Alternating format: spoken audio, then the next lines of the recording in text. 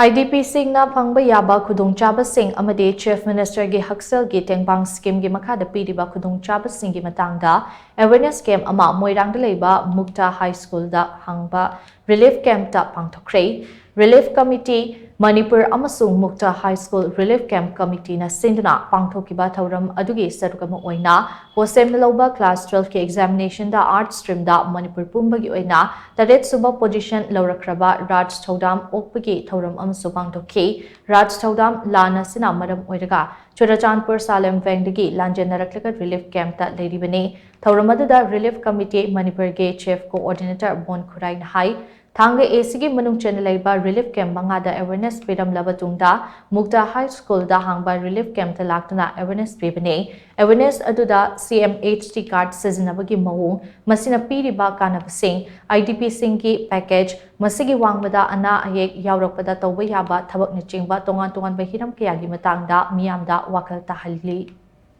Campaign asigi khudangda RIMS, Janims amadi Babina Hospital na IDP Singda Piriba Kanaba Singi Matangda so mayek sing na khangale nakalamaromda irang asina maram oiraga lanjenaraklabasu relief camp ta leitaba singna relief committee Manipur gi contact number 8974 886 952 da pau phawira uhainaso mahakna makata na phongdokhi